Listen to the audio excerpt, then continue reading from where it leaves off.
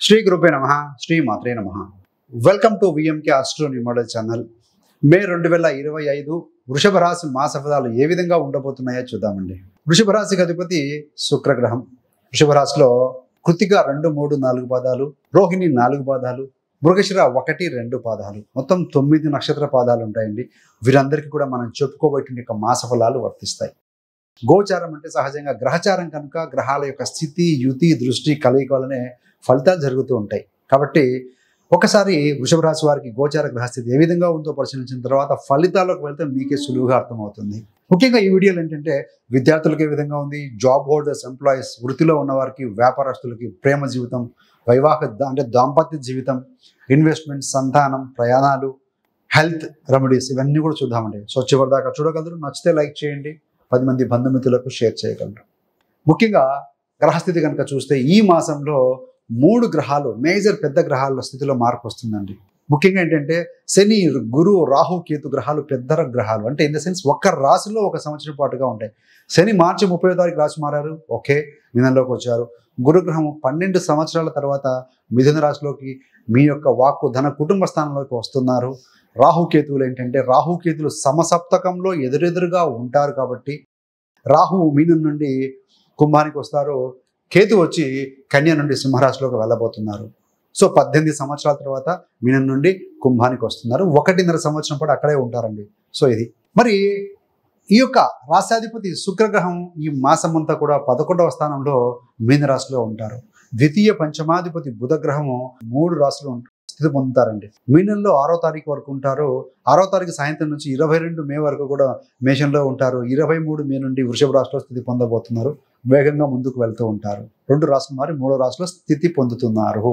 మరి ఈ యొక్క సప్తమ వ్యయాధిపతి కుజుడు అవుతారు. ఈ గ్రహము ఈ మాసం అంతా కుజుడు 3వ స్థానంలో ఉంటారు, కర్కటకంలో ఉంటారు. అష్టమ లాభాధిపతి గురుగ్రహం ఇంతకాలం ఈ యొక్క రాశిలో ఉన్నారు. 14 మే రాత్రి 11:25 ఆయన మీకు 2వ స్థానం అయినటువంటి మిథున రాశిలో స్థితి పొందబోతున్నారండి. 9, 10వ స్థానాధిపతి యోగకారకుడు అయినటువంటి శనిశ్చరుడు మీకు 11వ స్థానంలో మిథున రాశిలో స్థితి పొంది ఉన్నారు. రవి చతుర్థాధిపతి అయినారు. వీరు వ్యయ స్థానంలో 14 మే వరకు ఉంటారు. 15 మే నుండి మీ యొక్క జన్మరాశిలో స్థితి పొంది ఉంటారండి. ఇది మొత్తంగా గ్రహస్థితి. మొదటిగా విద్యార్థులకు ఏ విధంగా ఉండబోతుంది అని అంటే, ముఖ్యంగా విద్యార్థులకి వారి యొక్క రిజల్ట్స్లో కానీ, ఎగ్జామినేషన్స్ విషయంలో కావచ్చు, అడ్మిషన్లో కానీ 18th మే తర్వాత ఎక్సలెంట్గా ఉంటుందండి.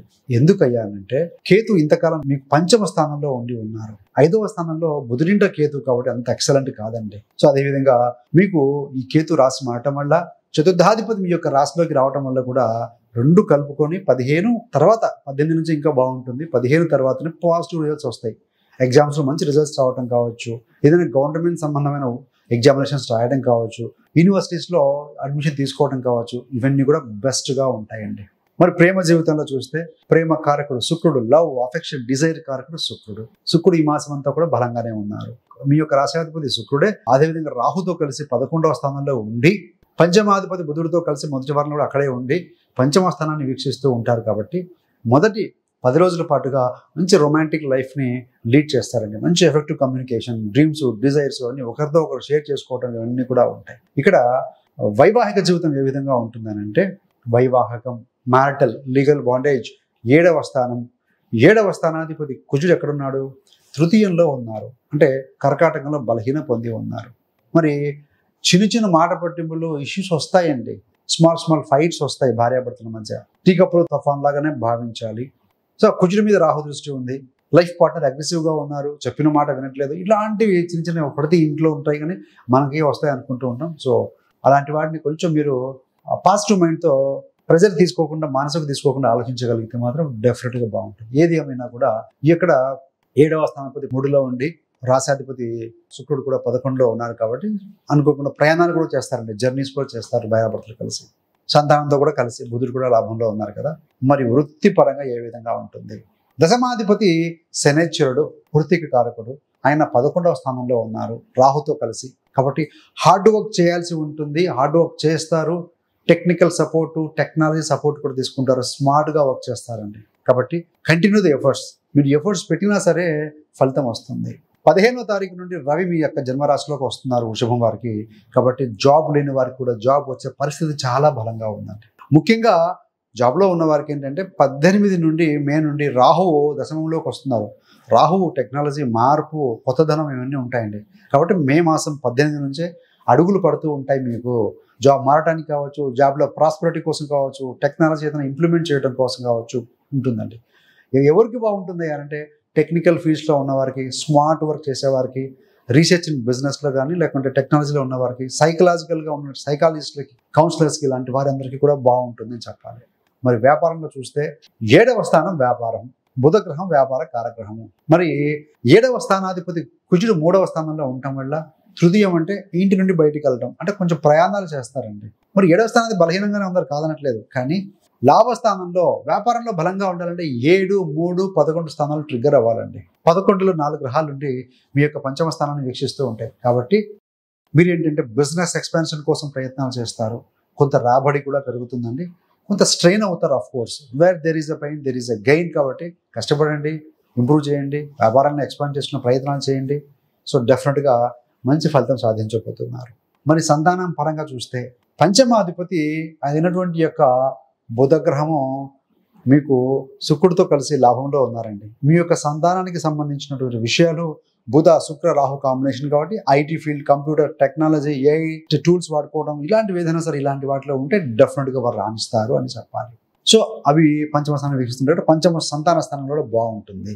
మరి ధన సంబంధంగా చూస్తే ద్వితీయాధిపతి ఎవరయ్యా అంటే బుధుడు లాభంలో ఉన్నాడు, వ్యయంలో ఉంటాడు. 6వ తారీఖు వరకు లాభంలో ఉండి తర్వాత వ్యయంలో ఉంటాడు. కుటుంబ పరంగా మీ పరంగా కూడా కొంత ఖర్చు అయితే ఇండికేట్ చేస్తుందండి. ఖర్చు ఉన్నా కూడా అష్టమ లాభాధిపతి గురుగ్రహము 15వ తారీఖు నుంచి ధన కుటుంబ స్థానానికి వస్తారు. కాబట్టి ఎక్కడైనా మీకు స్ట్రక్ అయిన మనీ సడన్గా రావాల్సిన మనీ కూడా వస్తుంది. అవసరాలకు కూడా ధనం డెఫినెట్గా వస్తుంది. ఆర్థిక స్థితి ఇంప్రూవ్ అవుతుంది. దాంతోపాటు మీ వాక్కు, మీ కమ్యూనికేషన్ కూడా ఇంప్రూవ్ అవుతుందండి. ఎక్సలెంట్గా ఉంటుంది. మరి ఆరోగ్య విషయంలో ఏ విధంగా ఉంటుంది అంటే ముఖ్యంగా ఏంటంటే థ్రోట్కు సంబంధించి, గొంతుకు సంబంధించి, నెక్, మెడ, ఈ యొక్క షోల్డర్కి సంబంధించి పెయిన్ లాంటిది కొంచెం నొప్పి అనిపించే అవకాశం అయితే కనపడుతూ ఉంది. ఈ డ్రైవింగ్ చేసేవారు కావచ్చు, హ్యాండ్తో ఎక్కువగా పనిచేసేవారు కొంత జాగ్రత్తగా ఉండడం చాలు.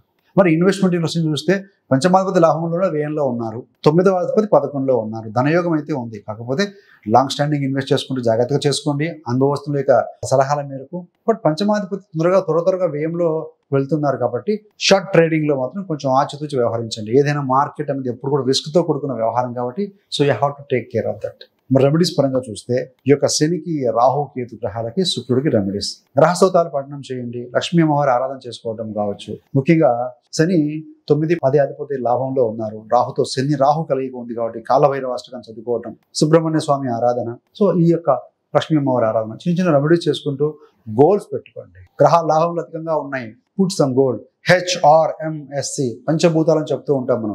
H for health, R for relationship, M for money, S for spirituality, C for career. అన్నిట్లో చిన్న చిన్న గోల్స్ పెట్టుకోండి, మంత్లీ గోల్స్. డెఫినెట్గా ఈ విల్ అన్నిట్లో కనుక బ్యాలెన్స్డ్గా ఉంటే లైఫ్ విల్ బి బ్యూటిఫుల్ అండి. మీకు వృషభ రాశి వారి గురించి ఇంకా పుట్టుక నుండి మరణం వరకు ఏ విధంగా ఉంటుంది లైఫ్, ఎందుకు పుట్టారు, సో ఎన్నో విషయాలు మనం డిస్కస్ చేసామండి. ఆ వీడియో కూడా రిలీజ్ చేసాము. ఆ వీడియో యొక్క లింక్ని కూడా డిస్క్రిప్షన్లో ఇవ్వడం జరుగుతుంది. సో గోత్రు మీరు కనుక గమనించగలిగితే మంచి విషయాలు అవగతం అవుతాయి. So thanks for watching. ఇలాంటి మరిన్ని మంచి వీడియోల కోసం విఎంకే ఆస్ట్రోన్యూమాలజీ ఛానల్ సబ్స్క్రైబ్ చేసుకోగలరు. పక్కన ఉన్న బెల్ సింబల్ మీద క్లిక్ చేస్తే మీరు చేసే ప్రతి వీడియో నోటిఫికేషన్ ద్వారా మీ దాకా ఉంటుంది. సర్వే జనా సుఖినో భవంతు. స్వస్తి.